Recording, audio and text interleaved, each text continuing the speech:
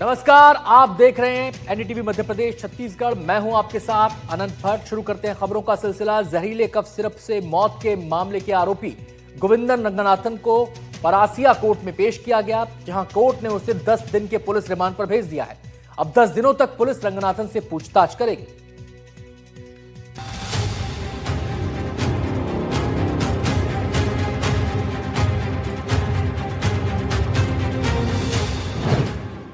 जहरीले cough syrup से मौत मामले के आरोपी रंगनाथन को कोर्ट ने 10 दिन की पुलिस रिमांड पर भेज दिया है। इससे पहले एसआईटी ने आरोपी गोविंदन रंगनाथन को परासिया कोर्ट में पेश किया। इस दौरान आरोपी रंगनाथन पर हमले की कोशिश की गई।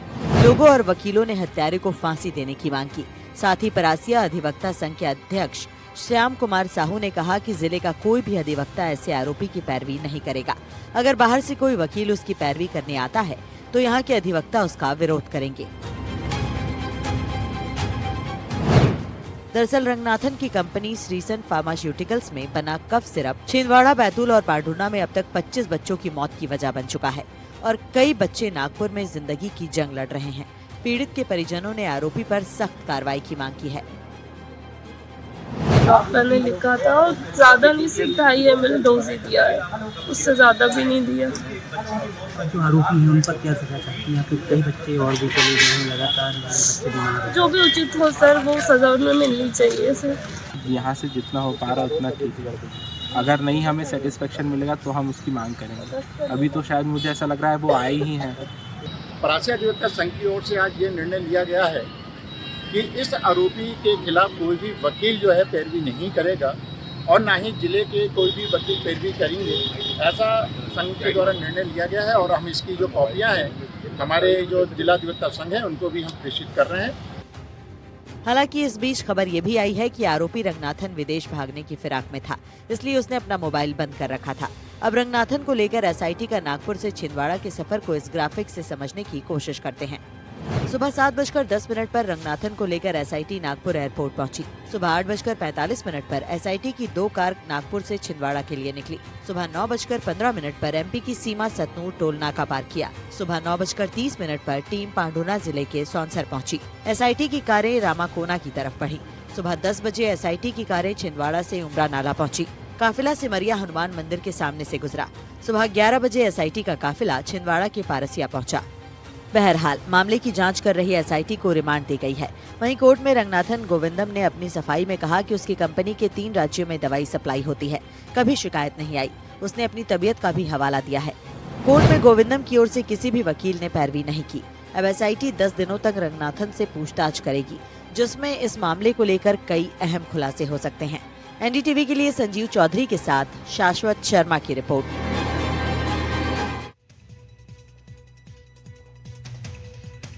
मध्य प्रदेश में सिर्फ जहरीला कोल्ड्रिप ही बटा है या और भी दवाइयां हैं जिन्हें बिना जांचे परखे बच्चों को खिलाया जा रहा है?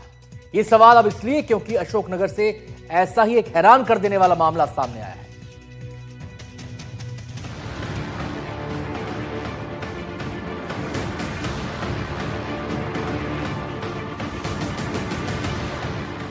बच्चों की जान से खिलवाड़, खराब क्वालिटी की दवा बच्चों को खिलाई, बिना सैंपलिंग बच्चों को दवा कैसे दे दी गई? ये अशोकनगर का औषधि भंडार गृह है। इसी भंडार गृह में बच्चों के लिए एल्बेंडाजोल टैबलेट को स्टोर किया गया था।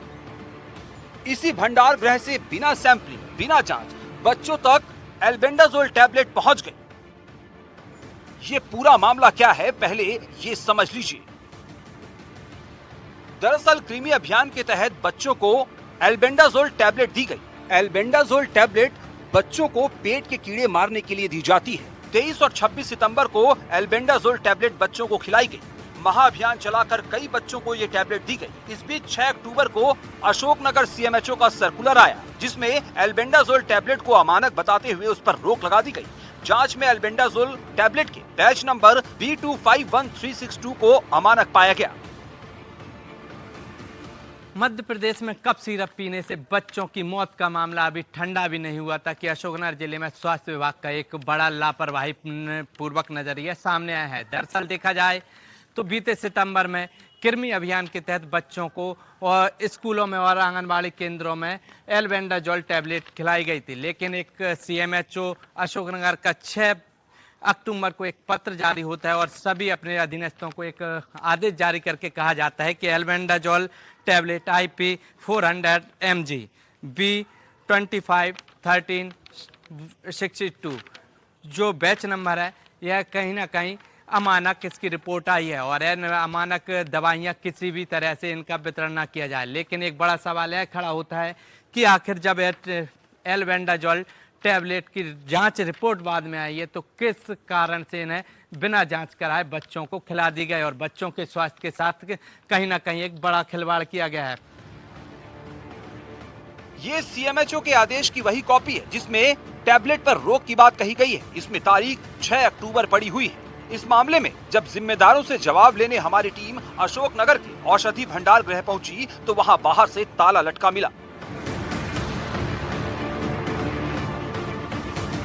तो इस वक्त हम मौजूद हैं अशोकनगर जिला अस्पताल के पीछे बने ये जिला औषधि भंडार गृह में। ये देखा जाए तो यहाँ से पूरे अशोकनगर जिले में दवाओं का वितरण कराया जाता है। लेकिन जब इस पूरे मामले में यहाँ जो इस पूरे स्टोर कीपर हैं, स्टोर को जो संचालन करते हैं और जो बातचीत करते हैं वो फिलहाल बचते नजर आ रहा है। और इस तरह से अंदर से आप हमें ताला देख रहे होंगे, अंदर से ताला लगा के ये लोग बैठे नजर आए हैं। और इस पूरे मामले में जब इनसे बात करनी चाहिए तो ये अंदर से ताला बंद किए हों और कोई भी अधिकारी बात करने से बचता नजर आ रहा है। तो कहीं ना कहीं कहा जा सकता है कि जिम्मेदार इतनी बड़ी लापरवाही के बाद भी फिलहाल कुछ कहने से बचते नजर आ रहे हैं। अब देखना होगा कि जिम्मेदार कब इस पूरे मामले में आगे आते हैं और कितनी इस बैच के नंबर के जो अमानक टैबलेट हैं वो कितने बच्चों को कब वितरित की गई हैं और किन बच्चों को, क्या ऐसे बच्चे चिन्हित भी किए गए हैं कि इस बैच नंबर की किस बच्चे को टैबलेट खिलाई गई है।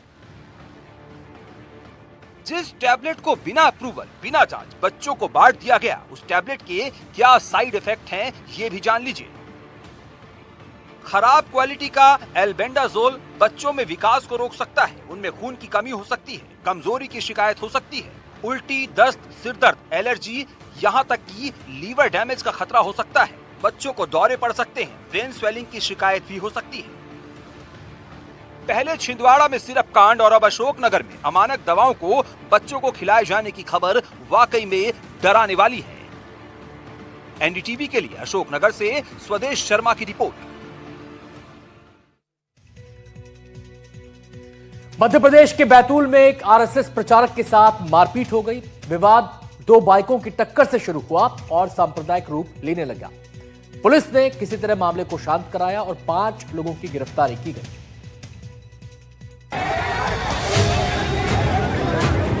मध्य प्रदेश के बैतूल से RSS के प्रचारक से पिटाई का मामला सामने आया। 2 पक्षों के बीच बाइक की टक्कर हो गई थी, जिसके बाद पहले तो बहसबाजी हुई और फिर बात मारपीट तक पहुंच गई।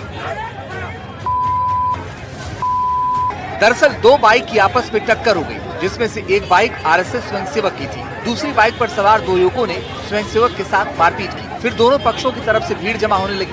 इस बीच कुछ युवकों ने RSS प्रचारक शिशुपाल यादव के साथ भी जमकर मारपीट कर दी।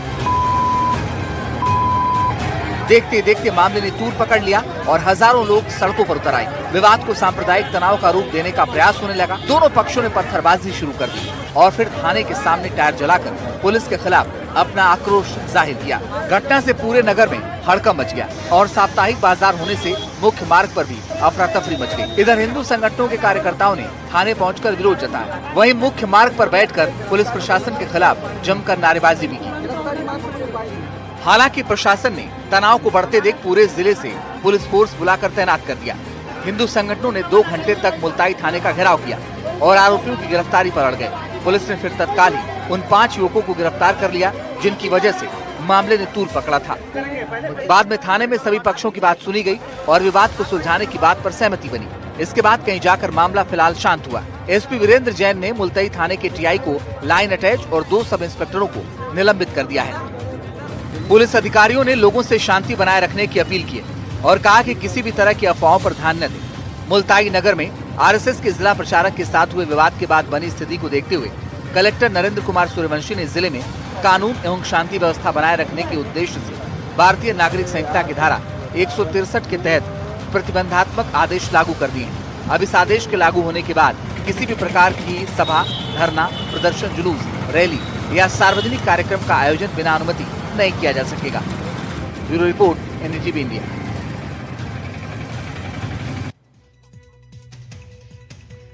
सीएम विष्णुदेव साय की अध्यक्षता में कैबिनेट की बैठक हुई, जिसमें किसानों के हित में कई अहम फैसले लिए गए, जिसमें प्रमुख रूप से खरीफ विपणन वर्ष 2025-26 में समर्थन मूल्य पर धान खरीदी के संबंध में फैसला हुआ। कैबिनेट की बैठक पूरी तरीके से धान पर केंद्रित रही। सीएम विष्णुदेव साय की अध्यक्षता में शुक्रवार को कैबिनेट की बैठक हुई, जिसमें किसानों के लिए कई अहम फैसले लिए गए। मीटिंग में धान खरीदी और उसके रखरखाव में गड़बड़ी को रोकने का बड़ा फैसला लिया गया। साय सरकार के फैसले से किसानों को बड़ी राहत मिलेगी। अब हम इस ग्राफिक से साय सरकार के फैसले को समझने की कोशिश करते हैं। 3100 रुपए प्रति क्विंटल की दर से धान की खरीदी होगी। 15 नवंबर से राज्य के 25 लाख से ज्यादा किसानों से खरीदी होगी। 3100 रुपए प्रति क्विंटल की दर से 21 क्विंटल प्रति एकड़ की धान खरीदी होगी। धान खरीदी के लिए मजबूत प्रशासनिक ढांचा बनाया जाएगा। किसानों को समय से भुगतान किया जाएगा। 6 से 7 दिनों के भीतर पारदर्शी तरीके से किसानों का भुगतान होगा। 31 जनवरी 2026 तक धान खरीदी की जाएगी। भारत सरकार कृषि मंत्रालय के एग्री स्टेक पोर्टल में किसानों के लिए पंजीयन अनिवार्य होगा। पंजीयन से किसानों की सही पहचान होगी, दोहराव नहीं हो पाएगा। पोर्टल पर पंजीयन 31 अक्टूबर 2025 तक कराया जा सकेगा। डिजिटल क्रॉप सर्वे के जरिए 23 लाख हेक्टेयर रकबे का सर्वे हुआ है। धान के रकबे का ऑनलाइन डिजिटल रूप सुनिश्चित किया गया है। इतना ही नहीं, साय कैबिनेट के फैसले में शून्य सूखत मिलने यानी अच्छी क्वालिटी का सूखा धान मिलने पर 5 रुपए प्रति क्विंटल बोनस भी दिया जाएगा। साथ ही किसानों को समय पर मिलने वाला भुगतान उनके लिए बड़ी राहत होगी। 15 नवंबर 2025 से 31 जनवरी 2026 तक धान खरीदी करने का निर्णय लिया गया है। उक्त अवधि में 25 लाख किसानों से 3100 रुपये प्रति क्विंटल की दर से 21 क्विंटल प्रति एकड़ की सीमा तक धान की खरीदी की जाएगी। छत्तीसगढ़ में धान की रिसाइकलिंग रोके जाने और बेहतर मॉनिटरिंग व्यवस्था के लिए पहली बार integrated command and control centre Markfed कार्यालय में स्थापित किए जाने का फैसला लिया गया है। साथ ही जिलों में भी कंट्रोल रूम बनाए जाएंगे। धान खरीदी को लेकर नीतिगत कई सारे निर्णय कैबिनेट की बैठक में लिए गए, लेकिन छत्तीसगढ़ की कांग्रेस, जो विपक्षी दल कांग्रेस है, और किसान संगठन जो है कई सारे, वो इस बात की मांग लगातार कर रहे हैं कि धान की खरीदी 1 नवंबर से ही की जाए। लेकिन सरकार 15 नवंबर से धान खरीदी का ऐलान कर चुकी है। अब देखने वाली बात ये होगी कि किसान संगठन क्या इससे संतुष्ट होते हैं या फिर आगे इस पर कुछ निर्णय लेते हैं। रायपुर से कैमरा सहयोगी प्रवीण साहू के साथ नीलेश त्रिपाठी, एनडीटीवी। छत्तीसगढ़ की विष्णुदेव साय सरकार की महत्वाकांक्षी महतारी वंदन योजना सवालों के घेरे में है। योजना के करीब 5 लाख हितग्राही कम होने पर कांग्रेस सरकार पर सवाल खड़े कर रही है।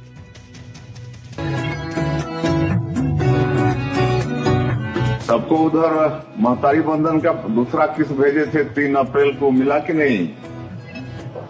जी मिल गया सर।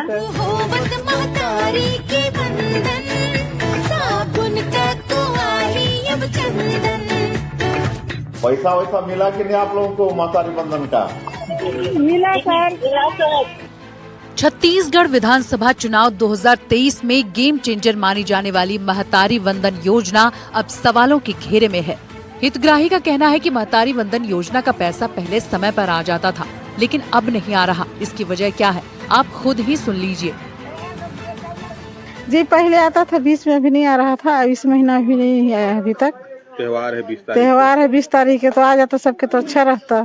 समय से पहले आता था, अभी तो पैसा बहुत दिन से नहीं आ रहा है। अब हम लोग को परियोजना ऑफिस जाके फिर जमा किए कागज उगज, उसके बाद थोड़ा सा आया पैसा। इस महीना से फिर बंद हो गया है और बहुतों लोग का पैसा नहीं आता है, लेडीज लोग का। 4 महीना हो गया नहीं आया।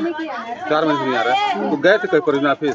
हाँ, गांव पे जा रहा था तो गांव पे गई, तो गांव पे रही तो नहीं आया था चक के। तो ये दर्द सिर्फ सुनीता, रेनू और मोमिना का ही नहीं, बल्कि छत्तीसगढ़ की करीब 5 लाख ऐसी महिलाएं हैं। उन्हें महतारी वंदन योजना के तहत अक्टूबर महीने में दी जाने वाली राशि नहीं मिली है। इसी मामले को लेकर कांग्रेस सत्तासीन बीजेपी पर हमलावर है। महतारी वंदन योजना की जब शुरुआत हुई थी तो प्रधानमंत्री नरेंद्र मोदी जी ने प्रदेश के 70 लाख महिलाओं को 655 करोड़ रुपए की राशि जारी किए थे और आज 20 महीना बाद केंद्रीय गृह मंत्री अमित शाह जी जब महतारी वंदन योजना की 20वीं किस्त जारी करते हैं तो उसमें से 5 लाख महिलाओं का नाम काट जाता है। 5 लाख महिलाएं इस योजना से बाहर हो जाती हैं। ये तो सरासर धोखा है महिलाओं के साथ। क्या यही मोदी की गारंटी है? महतारी वंदन योजना के हितग्राहियों को पैसा नहीं मिलने को लेकर सरकार का पक्ष भी जानेंगे, लेकिन उससे पहले योजना से जुड़े ये तथ्य भी जान लीजिए। 10 मार्च 2024 को महतारी वंदन योजना की पहली किस्त डाली गई थी। पीएम मोदी ने 70,12,800 आवेदकों के खाते में पैसे ट्रांसफर किए थे। रायपुर में आयोजित कार्यक्रम में ऑनलाइन जुड़े थे पीएम मोदी। योजना के पहले चरण में 655 करोड़ 57 लाख की राशि डीबीटी से ट्रांसफर की गई थी। हितग्राहियों के खाते में पहली किस्त के रूप में ट्रांसफर किए गए पैसे योजना के तहत 1,000 रुपए प्रति महीने दिया जाता है। 21 वर्ष और उससे अधिक आयु की महिलाओं को मिलता है लाभ। विधवा वृद्धा पेंशन समेत अन्य सरकार की योजनाओं का लाभ मिलता है। केंद्रीय गृह मंत्री अमित शाह ने 4 अक्टूबर 2024 को जारी की थी 20वीं किस्त। 606 करोड़ 94 लाख रुपए किए थे हितग्राही महिलाओं के खाते में ट्रांसफर। पहली और 20वीं किस्त के बीच 5 महिला हितग्राही कम होने पर उठे सवाल।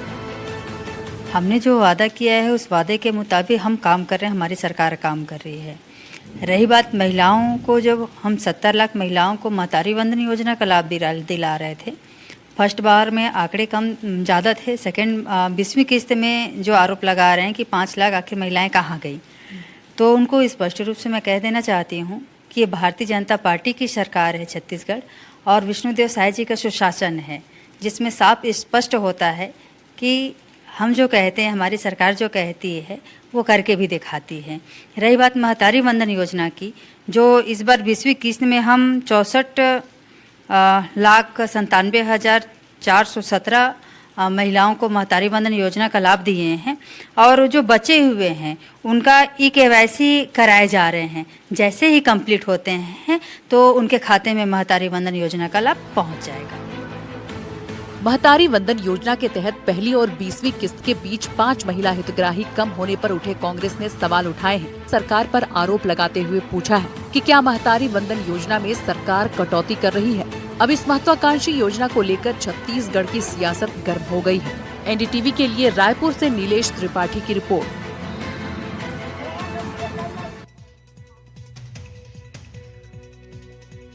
रीवा में 13 साल के बच्चे की मौत हो गई। आकाशीय बिजली गिरने से बच्चा घायल हुआ था, जिसके बाद संजय गांधी अस्पताल में 5 दिन से उसका इलाज चल रहा था। मौत के बाद परिजनों ने अस्पताल में हंगामा किया और अस्पताल प्रशासन पर इलाज में लापरवाही का आरोप लगाया।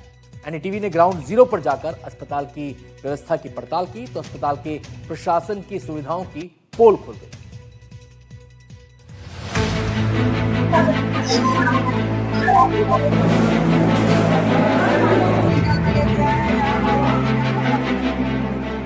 ड्रिप लगी बोतल लेकर इधर उधर भटक रहे इस परिवार को देखकर अंदाजा लगाया जा सकता है कि अस्पताल में मरीजों के इलाज की व्यवस्था कैसी होगी। तस्वीरें रीवा के संजय गांधी अस्पताल की हैं, जहां आकाशीय बिजली से गिरने से गंभीर रूप से जले 13 साल के मासूम मनीष साहू को भर्ती करवाया गया था, लेकिन इलाज के दौरान मनीष ने दम तोड़ दिया। परिजनों ने अस्पताल प्रशासन पर लापरवाही का आरोप लगाया है। हालांकि संजय गांधी अस्पताल के अधीक्षक राहुल मिश्रा का कहना है कि हमारे पास रोज ही इस तरीके के पेशेंट आते हैं। जब वो आते हैं तो उनके हाथों में ड्रिप होती है।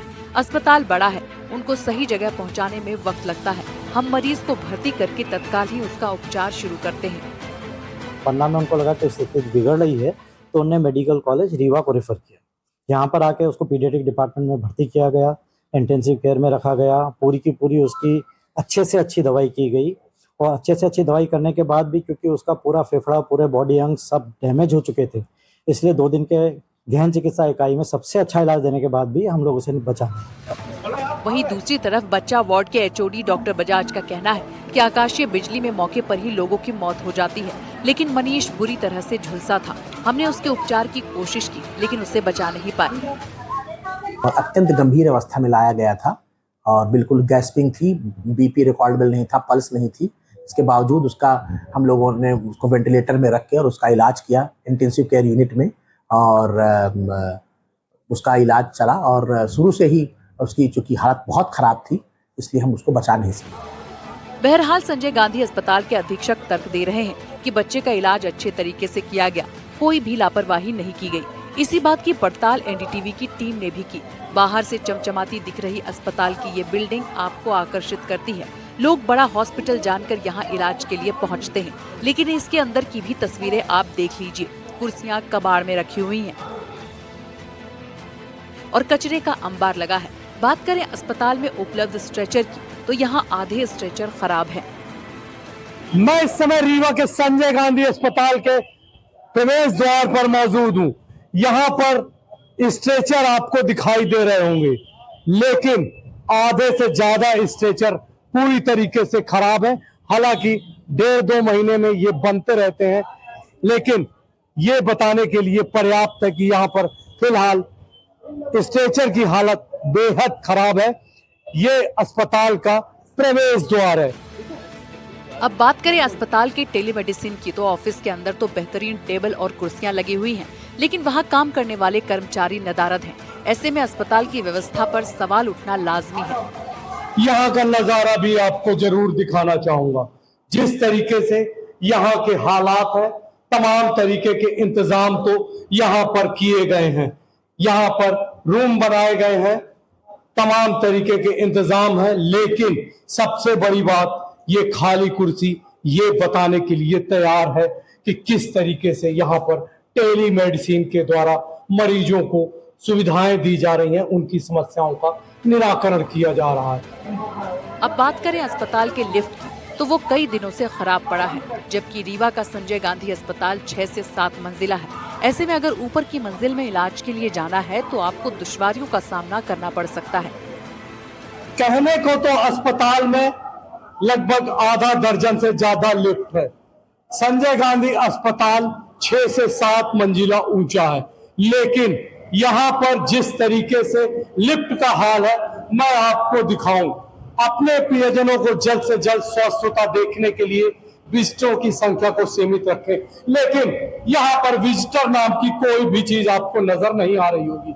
उसका सीधा सा अर्थ है लिफ्ट यहाँ पर खराब है। कल्पना करिए, अस्पताल की 5वीं मंजिल में आपको जाना है और महज केवल 2 लिफ्ट ही चालू है, तो वहां पर जिस तरीके से लोग जाते हैं, मरीज किस तरीके से जाएंगे, ये अपने आप में काफी बड़ा सवाल है। ये तो रही संवाददाता की पड़ताल।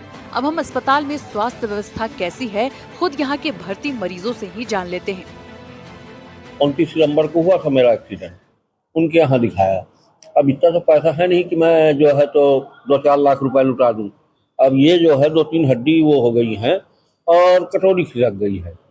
कोई मेजर ऑपरेशन तो है नहीं। आपके साथ क्या हो गया? ऐसा तो वही सर जो घटना हुई थी, तो अभी तक नहीं हुआ। कमर का है। दशहरे में जो एक्सीडेंट हुआ था? हाँ, दशहरे के समय। क्या बोले डॉक्टर, कब होगा ऑपरेशन? अब टाइम आज बोल रहे हैं चेक करने के लिए, रिपोर्ट आ जाए तो। हाँ बताइए, ऑपरेशन क्यों नहीं, कहाँ पे चोट लगी है? पैर में। हाँ। यहाँ ऑर्थोपेडिक्स वार्ड का ये हाल है कि यहाँ पर मरीज लंबे समय से एडमिट हैं, अभी भी उनको नहीं मालूम उनका ऑपरेशन कब होगा। हद तो तब हो गई जब अस्पताल के भीतर कुत्तों का जमावड़ा दिखाई दे रहा था, जो कभी भी अनहोनी को दावत दे सकता है।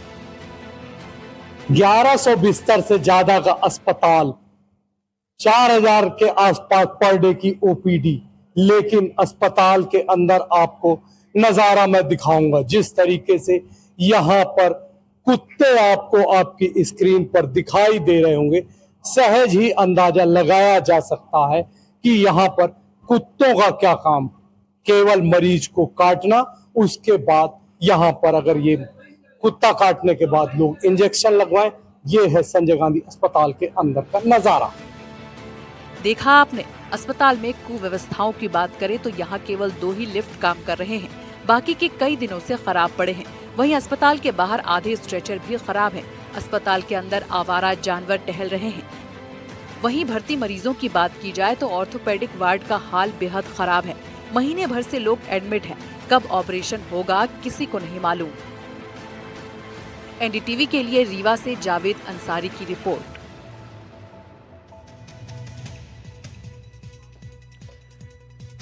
विदिशा में इस बार बेमौसम बारिश ने सोयाबीन किसानों की उम्मीदों पर पानी फेर दिया है। विदिशा जिले में इस बार कितना नुकसान हुआ है, किसान कितने परेशान हैं, सब कुछ जानिए इस रिपोर्ट में।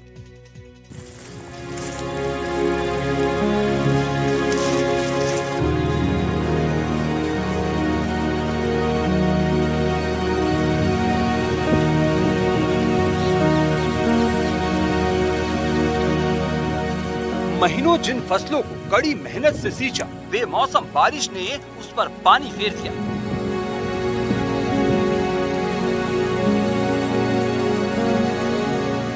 विदिशा में हर किसान, हर खेत की तस्वीर यही है। पूरी सर मान लो अधिक बारिश के कारण मान लीजिए फसल गल गई, पूरी गल चुकी है। अब क्या करेंगे? अगर थोड़ी बहुत सरकार मदद करेगी, थोड़ी बहुत अपन मजदूरी करके या मान लो नहीं जी है, और क्या होगा।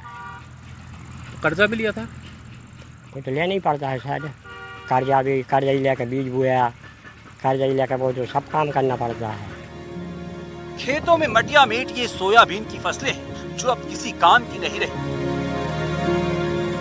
विदिशा के सिरोंज और नटरेन तहसील में सोयाबीन की फसलों को सबसे ज्यादा नुकसान पहुंचा है।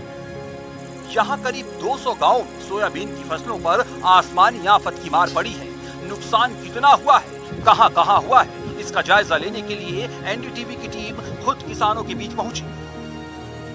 विदिशा जिले का कई रकबा ऐसा है जो सोयाबीन की पूरी तरह से फसल खराब हो चुकी है। आप मेरे हाथ में देख सकते हैं, ये